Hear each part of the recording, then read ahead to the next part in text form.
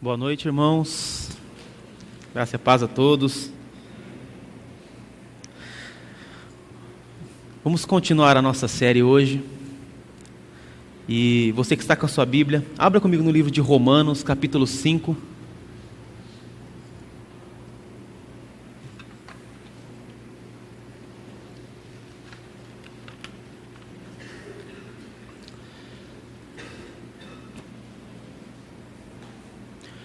Livro de Romanos, capítulo 5, nós vamos ler o verso 19.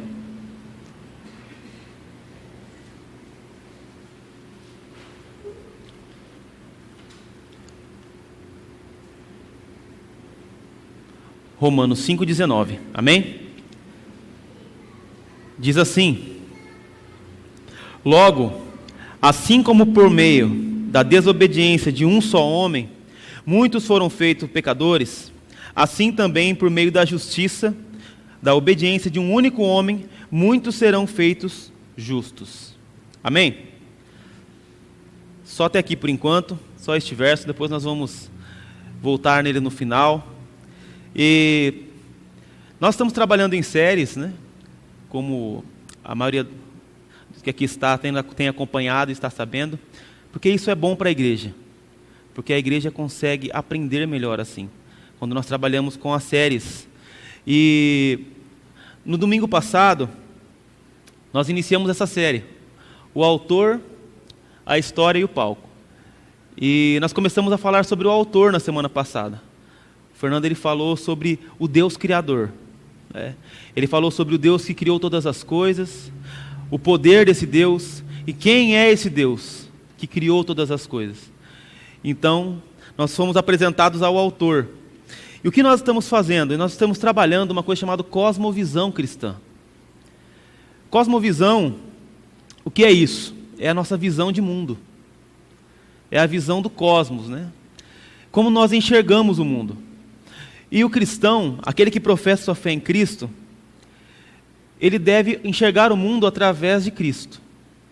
Ele deve enxergar o mundo através do plano de Deus para o seu povo. Aquele que crê e professa o nome de Cristo não deve enxergar o mundo, olhar para as coisas da mesma forma que as outras pessoas olham. Ela deve olhar através da ótica de Cristo, do plano de Deus. E é isso que se chama cosmovisão. E é isso que a cosmovisão trabalha. E nossa intenção aqui é dar essa visão de todas as coisas.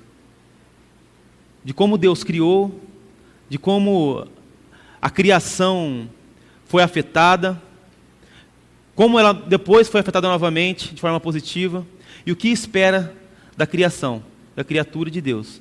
Então nós estamos tratando isso. São 4 pontos. Para quem ainda não está habituado, nós falamos da criação de Deus, do pecado, a queda, da restauração através de Cristo, redenção através de Cristo, e depois da glorificação final. Né? Então é isso que nós estamos fazendo. Então, nós vemos na última mensagem que Deus criou todas as coisas. E nós vamos entrar aqui hoje, e eu creio que isso fará toda a diferença na sua vida. Não somente esta mensagem, mas esta série de mensagens fará com que você compreenda o mundo de uma forma diferente. Porque essa é a nossa intenção. E que Deus nos dê graça para que isso aconteça. Após Deus criar todas as coisas, será que todas as coisas permaneceram como Deus criou? Será que tudo está como deveria estar lá no princípio? Será que nós permanecemos no jardim ainda? Nós estamos ainda no Éden? Eu acho que não. E será que nós entendemos o que aconteceu no Éden? Será que quando nós olhamos para o relato de Gênesis 3, 1, 2, 3, e dali por diante, será que nós conseguimos compreender verdadeiramente o que aquilo ali tem a nos dizer? Será que o que nós entendemos, o que aquela ação que foi tomada por Deus, o que o homem fez, o que a mulher fez, será que nós conseguimos compreender o tamanho daquilo para os nossos dias de hoje?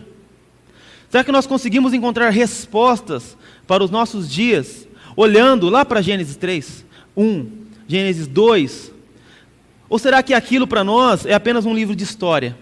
Às vezes até é história sem H, né? História inventada para alguns.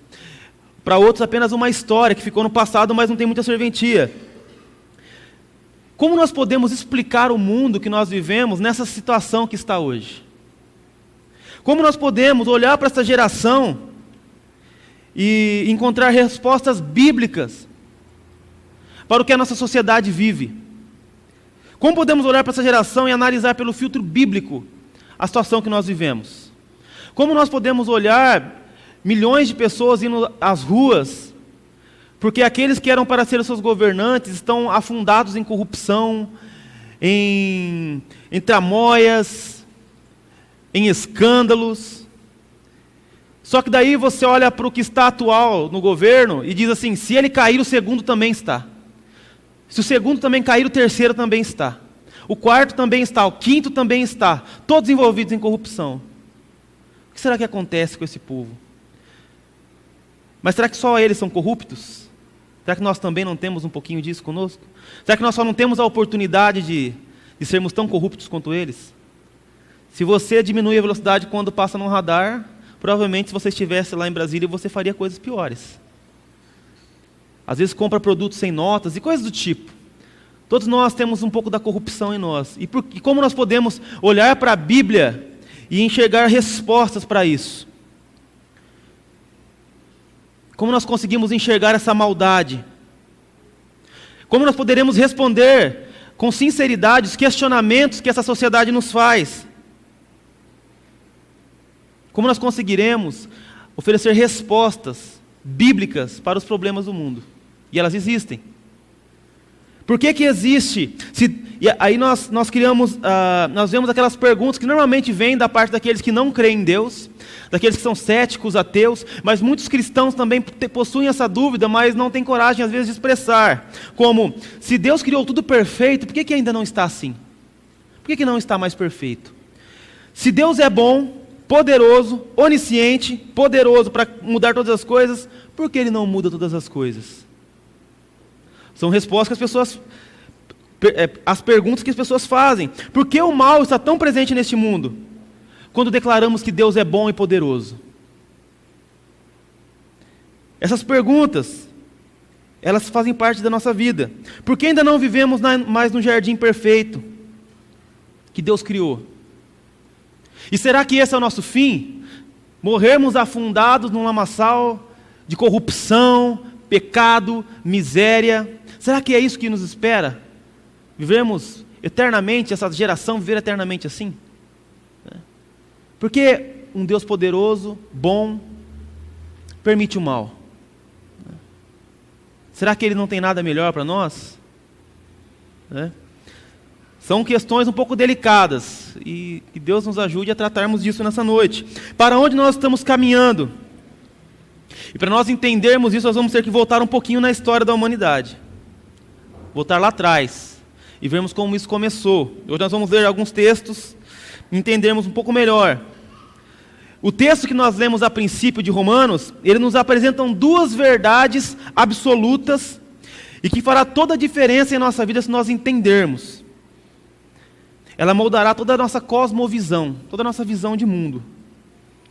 Voltando no texto que nós lemos a princípio, ele diz assim: logo, assim como por meio da desobediência de um só homem, muitos foram feitos pecadores. A princípio vamos ficar nessa parte A, e eu quero voltar na parte B apenas no final. O que esse texto nos diz? Com poucas palavras, que houve um homem, e foi apenas um, e esse homem foi desobediente. Mas a desobediência dele trouxe uma pena para ele, que foi a morte. Mas não foi somente a ele, mas todos aos quais ele representava. Quem eram esses? Toda a raça humana. Houve um homem, que Deus conversou com esse homem, e esse homem desobedeceu a Deus. Ele foi penalizado, e todos aqueles que são representados por ele são penalizados junto com ele. Vamos entender um pouco melhor isso. Deus havia feito todas as coisas na terra e visto que tudo era bom. Foi assim que começou. Eu vou apenas dar uma passada pela criação para nós entendermos. Gênesis 1:31 diz: E Deus viu que tudo que havia feito, e tudo havia ficado muito bom. Passaram-se a tarde e a manhã, e esse foi o 6º dia. Deus, ele olhou para toda a sua criação, e o próprio Deus, que é santo, que é perfeito, que é justo, ele olhou para tudo que ele fez e disse assim: é muito bom. Se Deus achou bom, irmãos, nós então acharíamos aquilo melhor do que bom. Não tem nem palavras, né? Se o próprio Deus achou bom, para o padrão de beleza de Deus, tudo era perfeito. Era tão perfeito que não havia necessidade nem de chuva para a natureza germinar, crescer. Gênesis 2:6 diz: todavia, brotava a água da terra e irrigava toda a superfície do solo. A água era tão perfeita a criação de Deus que a água brotava da terra, para que o solo fosse irrigado. Nós entendemos como essa criação era perfeita. Então Deus cria o homem, o jardim perfeito, as árvores mais bonitas e importantes estavam ali. E haviam 2 árvores em especial que Deus colocou ali. Gênesis 2:7-9 diz: então o Senhor Deus formou o homem, a criação do homem, do pó da terra, dessa terra que ele havia dito que era tudo bom, e soprou em suas narinas o fôlego de vida, e o homem se tornou um ser vivente. Ora, o Senhor Deus tinha plantado um jardim no Éden, para os lados do leste, e ali colocou o homem que formara. O Senhor Deus fez nascer então do solo todo tipo de árvores, agradáveis aos olhos, e boas para alimento. E no meio do jardim estavam a árvore da vida e a árvore do conhecimento do bem e do mal. Essas 2 árvores estão intimamente ligadas com a nossa situação hoje. A nossa situação hoje, do passado e do futuro. Guarde essas 2 árvores. Deus cria o homem, planta o jardim no Éden, coloca árvores belas aos olhos e boas para alimento. E aí ele coloca 2 árvores em especial. Primeiro, a árvore da vida. E guarde bem isso. É importante para nós entendermos muitas coisas. Muitas coisas. Nós vamos entender a partir disso aí. A árvore da vida estava no meio do jardim que Deus criou para o homem. E outra árvore que era a árvore do conhecimento do bem e do mal. E Deus planta essas 2 árvores ali. Deus ordena e permite que o homem coma de todas as árvores que ele criou, que eram agradáveis aos olhos, porém apenas de uma das árvores ele não poderia comer. Apenas uma. Gênesis 2:16-17 diz: e o Senhor Deus ordenou ao homem: coma livremente de qualquer árvore do jardim, mas não coma da árvore do conhecimento do bem e do mal, porque no dia em que dela comer, certamente morrerá. Então Deus diz para o homem: coma de tudo. E ele fez as árvores belas aos olhos e agradáveis para comer. Então Deus fez coisas maravilhosas e falou para o homem: coma de todas. E deu apenas uma advertência: não coma uma, apenas daquela, porque você comer dela, você morrerá. A tradução mais exata do você morrerá é certamente terá que morrer. Certamente terá que morrer. Porque nós vamos ver que quando o homem come, ele não morre imediatamente. Mas ele seria fadado à morte.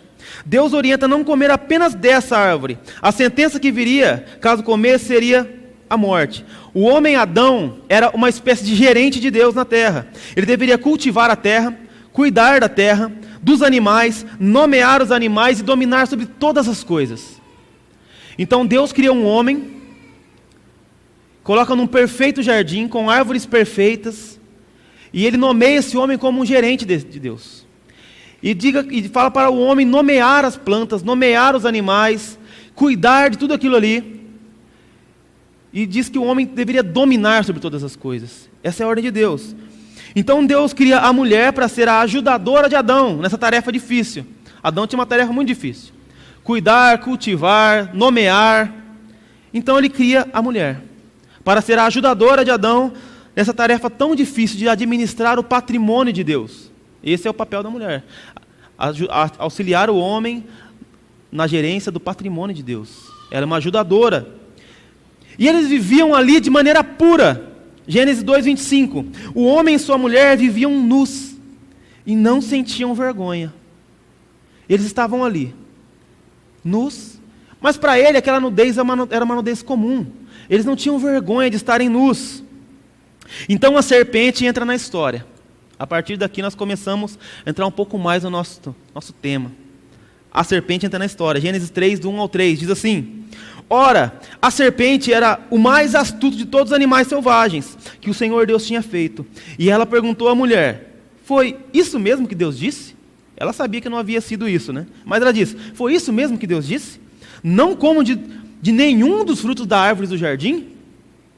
Respondeu a mulher à serpente: podemos comer do fruto das árvores do jardim. Mas Deus disse: não comam do fruto da árvore que está no meio do jardim, nem toques nele, do contrário vocês morrerão. Primeiro ela coloca uma dúvida na mulher. Ela não tinha dúvida, a serpente, mas ela tenta colocar na mulher: Deus disse para você não comer de nenhum fruto? A mulher responde: não, nós podemos comer de tudo, menos de uma, porque daquela nós morreremos. A serpente então ludibria a mulher a ser contrária à vontade de Deus. Gênesis 3:5. Ela diz assim para a mulher, a serpente: Deus sabe que no dia em que dela comerem, seus olhos se abrirão, e vocês serão como Deus, conhecedores do bem e do mal. A serpente engana e diz que Deus colocou um medo falso. A proposta da serpente fala assim: não é bem isso. É que Deus sabe que no dia em que vocês comerem delas, vocês serão como Ele. Vocês não vão morrer. Na verdade é que se vocês comerem dela, vocês serão conhecedores do bem e do mal. E o que Deus não quer é que tenha concorrência. É mais ou menos isso que a serpente diz. É que Deus sabe que vocês se tornarão como Ele, por isso que Ele não quer que vocês comam. A mulher então vai atrás do tal conhecimento, que a tornaria como Deus. Gênesis 3:6. Quando a mulher viu que a árvore parecia agradável ao paladar, era atraente aos olhos, e além disso desejável para dela se obter discernimento, tomou do seu fruto, comeu-a e deu ao seu marido, que também comeu. Quando ela viu que aquela árvore era agradável para ter discernimento, ela tomou do fruto, e não só tomou, mas levou para o marido. Ela comeu e deu ao seu marido. Alguns chamam esse momento de queda. Normalmente na história, quando nós estudamos os livros de teologia, vamos a congressos e por aí adiante, esse momento é chamado de queda. Por vários contextos e conceitos diferentes. Mas eu prefiro chamar de pecado. A hora que o pecado entra em ação na vida do homem. E o homem cai também. Ele cai ao chão diante de um Deus que é santo. Mas o pecado ele entra em cena aqui. Quando a mulher come desse fruto. Gênesis 3:7 diz assim: os olhos dos dois se abriram e perceberam que estavam nus. Então juntaram folhas de figueira para cobrir-se. Percebam que diz que eles perceberam que estavam nus. Eles já estavam nus. O que não havia era a maldade em seus olhos. Eles perceberam que o que eles estavam vendo na frente deles era algo que não era bom, ou no mínimo vergonhoso. Então eles fizeram folhas de figueira para tapar o seu pecado. E o homem tenta até hoje tapar o pecado com umas folhas de figueira, né? Tenta dar um jeitinho para encobrir as coisas erradas que faz. Ou pôr uma folha de figueira que vai que Deus não vê, né? Como se Deus não estivesse vendo. Sentem vergonha de seu pecado e tentam fugir de Deus. Gênesis 3:8. Ouvindo o homem e a sua mulher os passos do Senhor Deus, que andava pelo jardim quando soprava a brisa do dia, esconderam-se da presença do Senhor Deus entre as árvores do jardim. Eu sempre digo, quando eu leio essa passagem, né? Eles não sabiam de quem eles estavam correndo. Porque imagina correr de Deus atrás de uma árvore. É a mesma coisa que você quiser fazer alguma coisa errada e tampar a frente do computador, para Deus não ver, né? Colocar embaixo de uma folha. Eu vou colar na escola, mas eu vou colocar a folha em cima aqui para Deus não ver. É mais ou menos isso que eles faziam. Eles correram de Deus atrás de uma árvore. Ou eles quiseram apenas ganhar tempo, ou eles desconheciam Deus. Porque correr de Deus, o salmista dizia, eu posso mergulhar na maior profundeza do mar, subir no mais alto dos céus, não, independente de onde eu esteja, ali o Senhor está comigo. E ele entendeu isso. Adão correu, tentou correr atrás de uma árvore. Não sabiam de quem corriam, né? E aí Deus pergunta por que eles corriam. Ele diz que ele não sabia porque ele estava nu. Por isso ele se escondeu. Gênesis 3, do 10 ao 12 diz, e ele respondeu, ouvi teus passos no jardim e fiquei com medo. O homem sente medo pela primeira vez, porque estava nu. Por isso me escondi. E Deus perguntou, quem lhe disse que você estava nu? Você comeu do fruto da árvore que eu te proibi de comer? E Deus também sabia que ele havia comido. Disse o homem, foi a mulher que me deste por companheira, que me deu o fruto da árvore e eu comi. Quando Deus pergunta se ele comeu do fruto, ele já não responde mais com uma simples verdade. Já começamos a observar o efeito da queda do homem. A primeira coisa que o homem faz é enxergar que estava nu e tenta tampar a sua nudez. Depois ele tenta correr de Deus. Características do homem após o pecado tomar conta de sua vida. Ele já não responde mais com a verdade agora. Ele comeu, Deus perguntou, você comeu? Ele deveria responder, sim, eu comi. Mas ele não responde mais, eu comi. Mas ele já tenta se isentar da culpa de algo de errado que ele fez. Porque ele já percebia que aquilo era mal aos olhos de Deus. Ele já percebeu que ele havia transgredido uma lei de Deus, que ele havia feito algo errado, ele já sentia vergonha do que ele havia feito, ele já estava mal com Deus. Então ele já não responde mais, sim, eu comi. Ele fala, não, ele nem responde. Deus pergunta, você comeu do fruto? Ele diz assim, a mulher que o Senhor me deste, ela me deu para comer. Ele já tenta tirar dele a culpa e joga a culpa na mulher. Aí Deus chama a mulher, e aí Eva? Aí ela, para não ser diferente, fala, a serpente me enganou. Mas a serpente não enganou ela. Disse, não, Deus sabe que se você comer, você vai se tornar conhecedor do bem e do mal. E ela teve interesse, e foi e comeu. Aí Deus chama a serpente para uma conversa agora. Gênesis 3,15. Porém, inimizade entre você e a mulher, entre a sua descendência e o descendente dela. E este lhe ferirá a cabeça e você lhe ferirá o calcanhar. E Deus profere algumas sentenças para a serpente. Que ela rastejaria, que ela seria o pior dos animais, daí por diante. Agora Deus faz a descrição do efeito da desobediência para o homem. Então, o que Deus diz? Gênesis 3, do 16 ao 19. A mulher, ele declarou, multiplicarei grandemente o teu sofrimento na gravidez. Com sofrimento você dará luz a filhos. Seu desejo será para com teu marido, e ele te dominará. E o homem declarou, visto que você deu ouvidos à mulher e comeu do fruto da árvore que eu lhe dei, que eu lhe ordenara que não comesse, maldita é a terra por tua causa. Com sofrimento você se alimentará dela todos os dias da sua vida.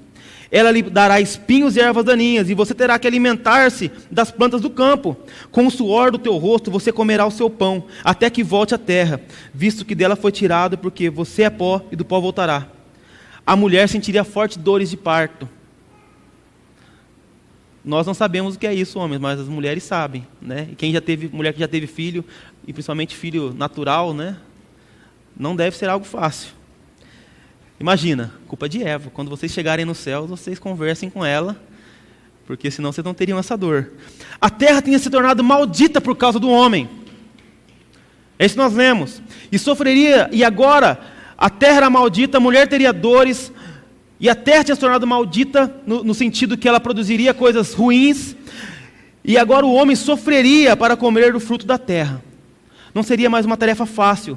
A terra produziria espinhos e ervas daninhas. O trabalho seria pesaroso.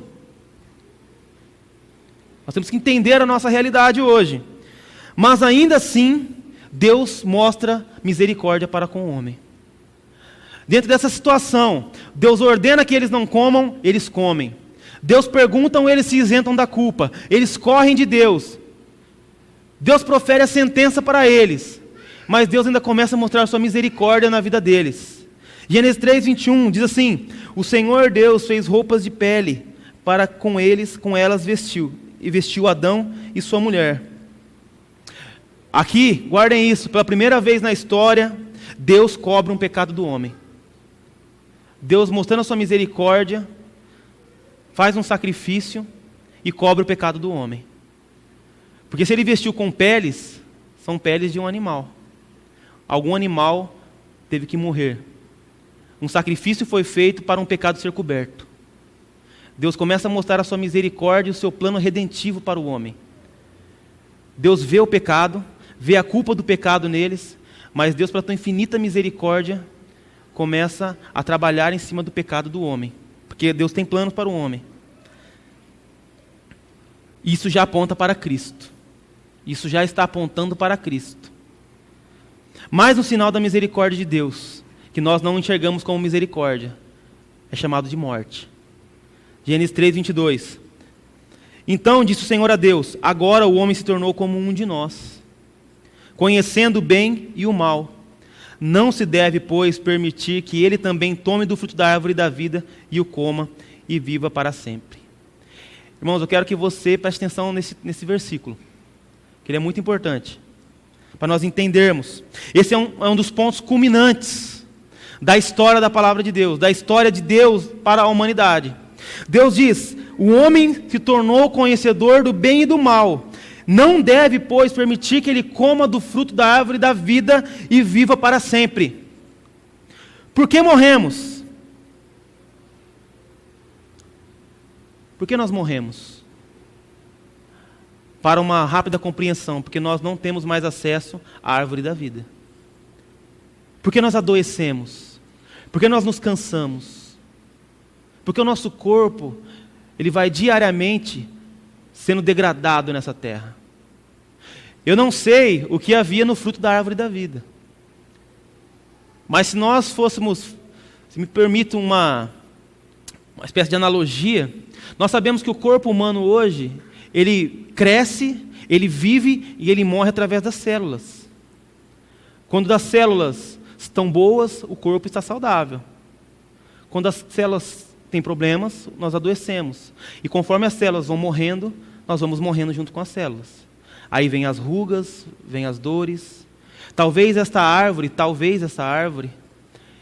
ela permitiria que o homem recebesse uma quantidade de células boas. Não sei, e não estou afirmando isso. Mas o fruto dessa árvore, que o homem comeria, não permitiria que ele viesse a morrer. Provavelmente ele não teria doenças comendo o fruto da árvore da vida. Essa árvore traria vida para o homem. E ele viveria, possivelmente eternamente. Enquanto ele comesse do fruto dessa árvore, ele teria vida. Enquanto ele comesse do fruto dessa árvore, ele não teria dores. Enquanto ele comesse do fruto dessa árvore, as suas células não morreriam. Enquanto ele comesse do fruto dessa árvore, as doenças não o alcançariam. Enquanto ele comesse do fruto dessa árvore, ele teria um corpo e uma vida terrestre perfeita. Mas Deus falou assim: não permitamos que o homem coma mais do fruto dessa árvore.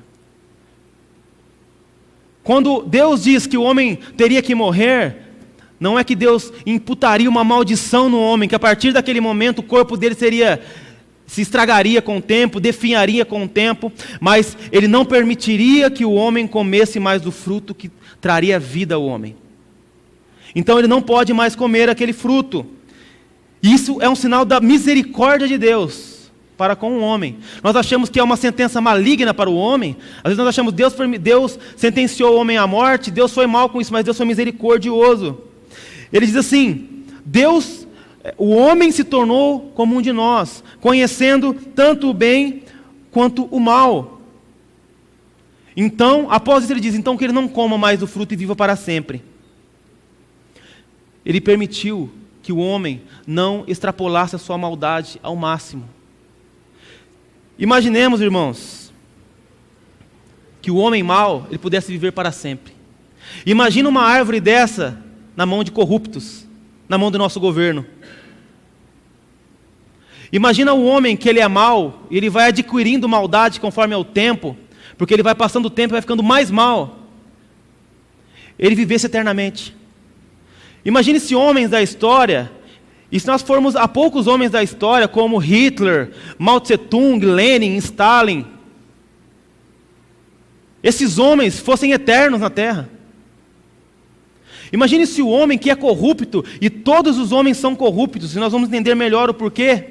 Imagine se essa humanidade, ela não tivesse mais fim.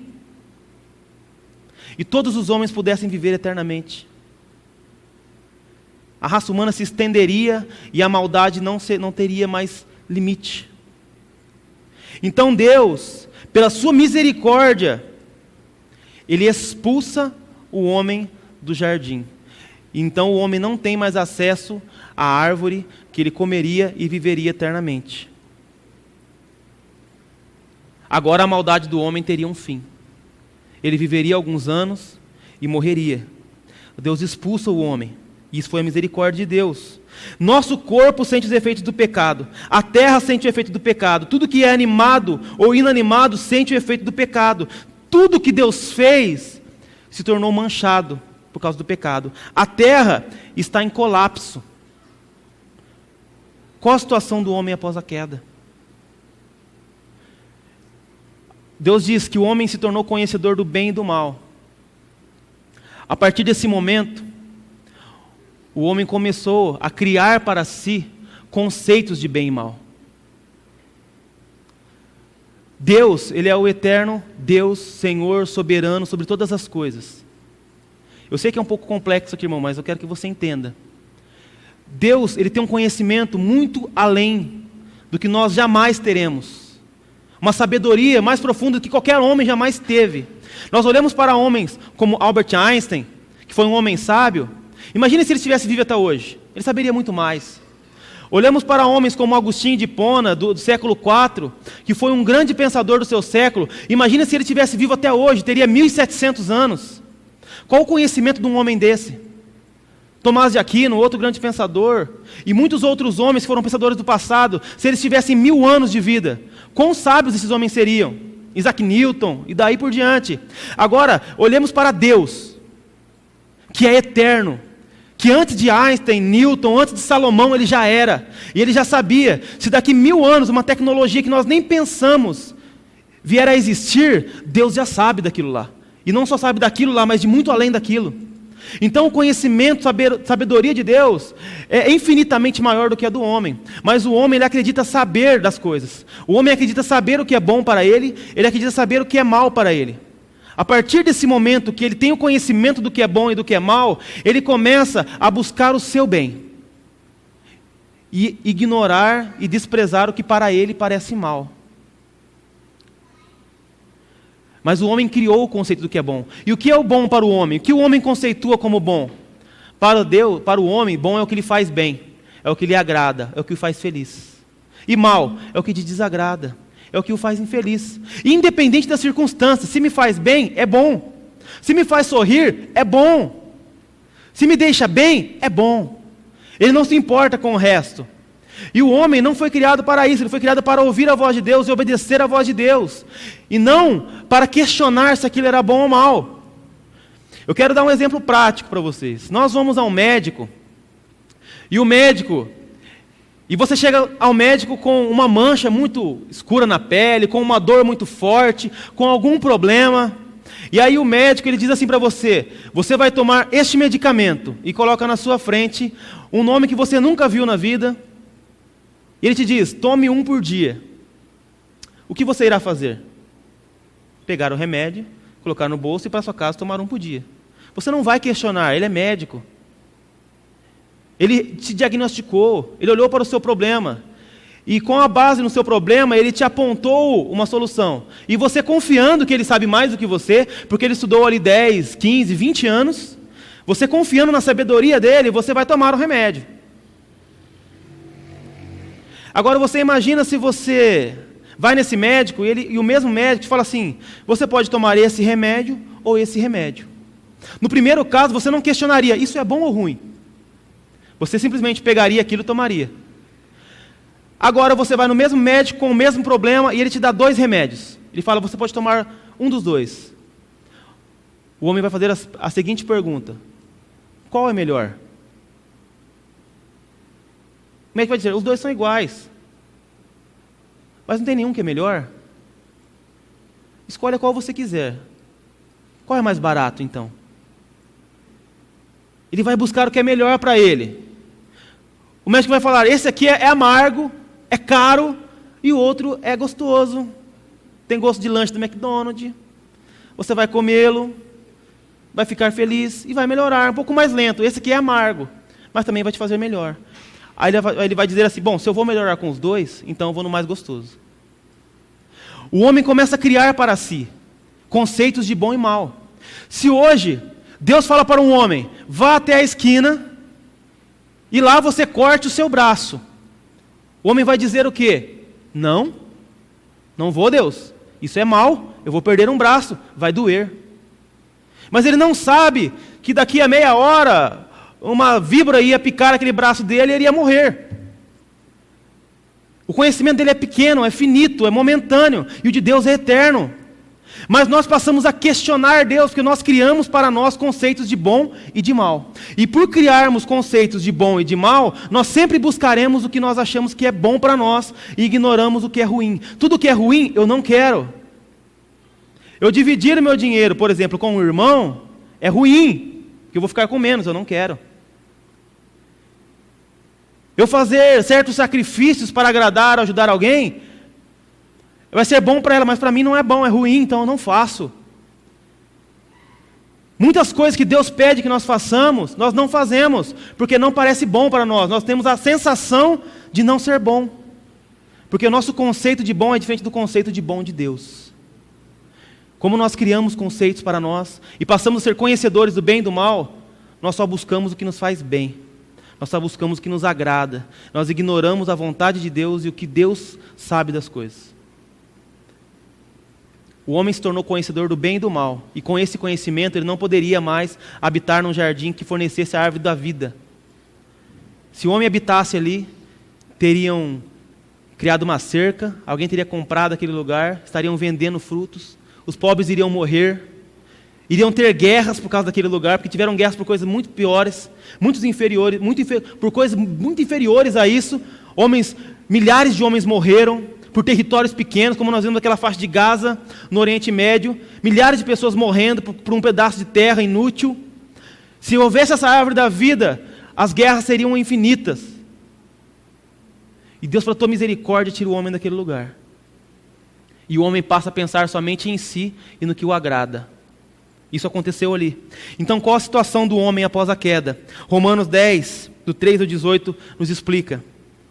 Como está escrito, não há nenhum justo, nenhum sequer. Não há ninguém que entenda, ninguém que busque a Deus. Todos se desviaram, tornaram-se juntamente inúteis. Não há ninguém que faça o bem, não há nenhum sequer. Suas gargantas são um túmulo aberto, suas línguas enganam, veneno de serpente em seus lábios, suas bocas estão cheias de maldição e amargura.